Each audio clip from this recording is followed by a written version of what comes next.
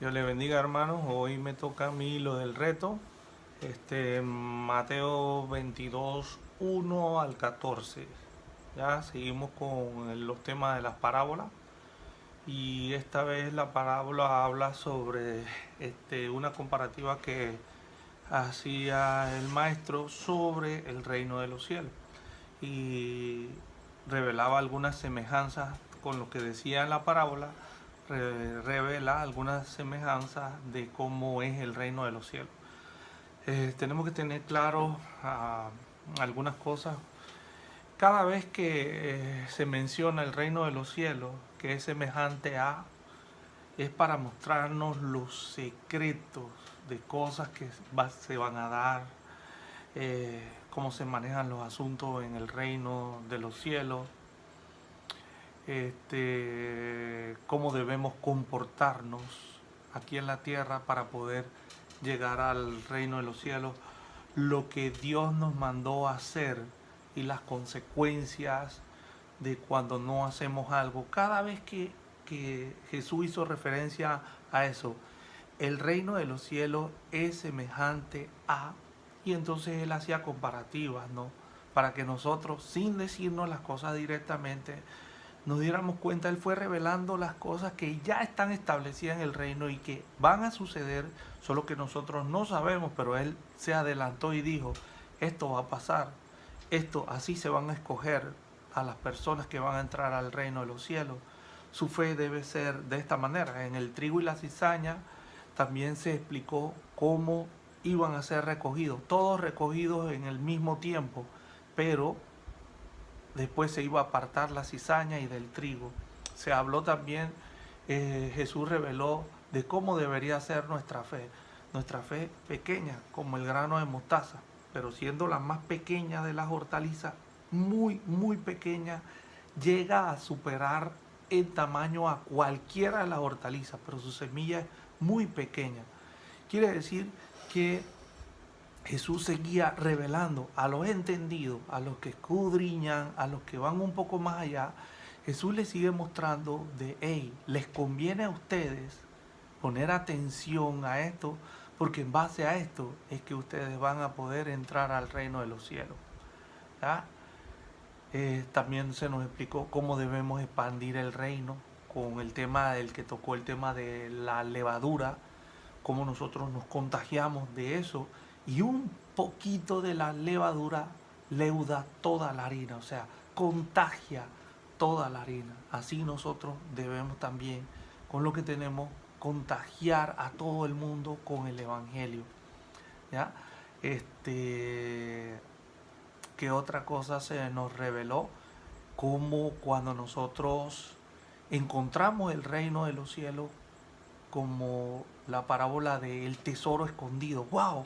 Encontré este secreto, esto tan grande, y cómo lo guardan y lo atesoran. Así nosotros debemos atesorar el haber conocido el reino de los cielos y por ende la salvación.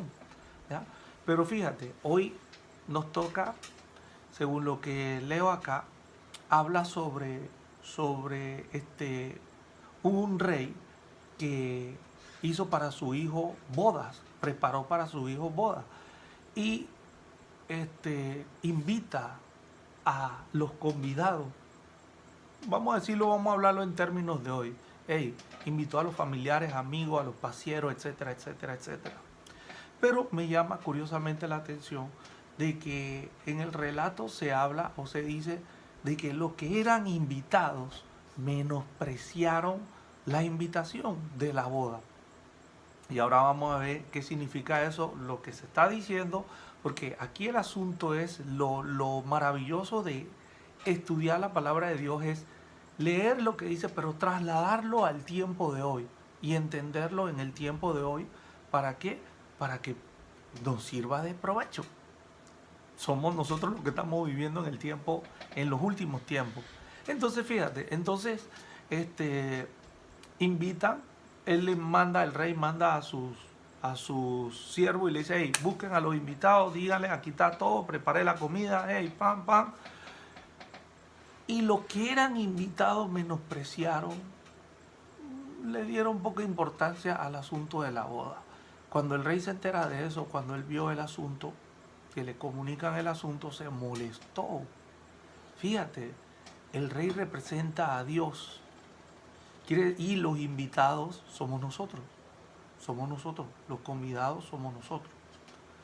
Entonces, pero el Dios que todo lo sabe, dice que en el tiempo de la boda del Cordero, eso está en Apocalipsis, si usted no sabe qué son las bodas del Cordero, no es una canción de que cantamos ni nada de eso, tiene que investigarlo. Las bodas del Cordero se van a dar en el tiempo en que la iglesia es raptada. Si no sabe tampoco de eso, tiene que investigarlo. Entonces, fíjese, entonces aquellos invitados menosprecian esto y Dios se molesta. El rey, en este caso, que ya les dije que representa a Dios, se molesta y dice, y tú sabes una cosa, vayan por los pasillos, por la calle y busquen al que sea. Díganle que hay una boda, una fiesta y el que quiera venir, tráiganlo. Mira eso, chequea, pay attention. Entonces, van y traen a la gente y entran efectivamente a la boda. Y llegaron, wow, los que no estaban invitados, los que no estaban en la lista de invitados, perfectos desconocidos estaban en la mesa y en la boda. Y uno dirá, wow, pero ¿y entonces qué hueso? Entonces ahora nosotros nos quedamos por fuera y los que no estaban invitados son los que van a entrar. No, fíjate que ahora viene algo muy interesante. Porque entonces dice que cuando él iba pasando por ahí, se queda mirando, hey, ¿cómo estás? Dios te bendiga, varón, alaba, hey. Y ves a una, hey, ¿y este? ¿Por qué él no tiene vestimenta de la boda? ¿Qué pasó ahí? Y le dice, hey, ¿qué pasó, amigo? No le dice enemigo, dice, hey, ¿qué pasó, mi hermano? ¿Por qué tú estás vestido así? O sea, ¿cómo tú entraste aquí? Entonces le dice a sus siervos que representan a los ángeles, le dice, hey, pongan orden aquí, saquen a este y échenlo a las tinieblas. Y dice que ahí será el llanto y el crujir de dientes. Vamos a traerlo a el tiempo nuestro. ¿Eso qué quiere decir? Que efectivamente, como el trigo y la cizaña son similares, se agarró a todo el mundo y el que debía entrar y el que no debía entrar llegó al lugar. Pero eso no quiere decir que, mira, se fue el filtro. No, vino entonces el rey que representa a Dios y dice, tú no tienes mérito para estar aquí. Sí llegaste porque yo me molesté con los convidados y ustedes entraron, pero tú no tienes las vestiduras adecuadas. Las vestiduras adecuadas, ¿qué serían? Gente que no está en regla con Dios, no guardó los mandamientos, que es muy importante que nosotros aprendamos los mandamientos y los cumplamos, que no vivieron una vida en santidad, que quizás no oraban, no ayunaban, quizás no estudiaban, quizás su testimonio era muy pobre, ¿ya? Pero quiero regresar y ya para terminar, no sé cuánto tiempo llevo, 8 minutos 46 dice ahí. Aquí lo interesante es que Dios en aquel entonces, ya han pasado más de 2000 años desde que Jesús se fue. Y fíjate, Dios dijo en aquel entonces a través de Jesús, en esta parábola, que en este tiempo los convidados que somos nosotros, el pueblo escogido de Dios, íbamos a menospreciar la llegada del Señor y la boda del Cordero. Algunos quizás porque ni siquiera sabían qué es eso y que la boda del Cordero. Y la menospreciaron, ni siquiera lo investigaron, etcétera, etcétera, etcétera. Otros estaban muy ocupados en los trabajos, en el afán que tenemos hoy en día, en el siglo en que estamos viviendo. Hay que pagar la luz, hay que esto, hay que trabajar. Y nadie estaba expandiendo el reino, predicando, hablándole a la gente y viviendo una vida de santidad, pero también una vida de expansión, porque esa fue la gran comisión. La gran comisión es ir y predicar el evangelio, este evangelio, a todas las naciones, ¿ya? Hasta lo último en la tierra. Y Jesús dijo, y yo prometo estar con ustedes desde hoy hasta el fin. Cuando digo hasta el fin, quiere decir que llegará un momento en donde hay un fin, ¿ya? Entonces, mis amados hermanos, ese es el aporte que yo quería darle. Quiero no concluir sin antes decirle lo que siempre le digo. Hoy en la mañana meditaba en eso y decía, Señor, ¿qué fue lo que tú nos diste para poder llegar a tu reino? Y nos dio, por decirlo así, 11 mandamientos. Son 10 mandamientos. Usted lo encuentra en Éxodo 20, la parte en la que Dios la explicó, pero no es el único lado que se explica los 10 mandamientos. En otro lado fue donde Éxodo 20, en donde Dios la escribe, pero donde Moisés baja y la explica, entonces eso se da en el siguiente libro. ¿Ya? 10 mandamientos, pero ¿por qué digo 11? Porque Jesús dijo, un nuevo mandamiento os doy, el número 11.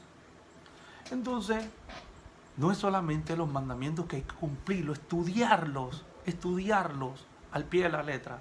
Cuando usted era niño y le decían, bueno, no vamos a hablar, el McDonald's viene ahora en este tiempo, aunque ya tiene su ratito, le dice, bueno, mira, si tú sacas 5 de arriba abajo, si me sacas de 4,5 para arriba, el fin de semana te llevo al McDonald's. Y esa fue la regla. Si usted no cumplía la regla, 0 McDonald's, o 0 parque acuático, o Decameron, o lo que usted quiera. No había tal recompensa porque no cumplió la regla. Bueno, son 11 mandamientos que tenemos que cumplir al pie de la letra. Ni uno solo se cambió. Ni uno. Jesús dijo en una ocasión, yo no vine a abolir. O sea, abolir es, yo no vine a cambiar, ni a violentar, ni a decir que la ley se acabó.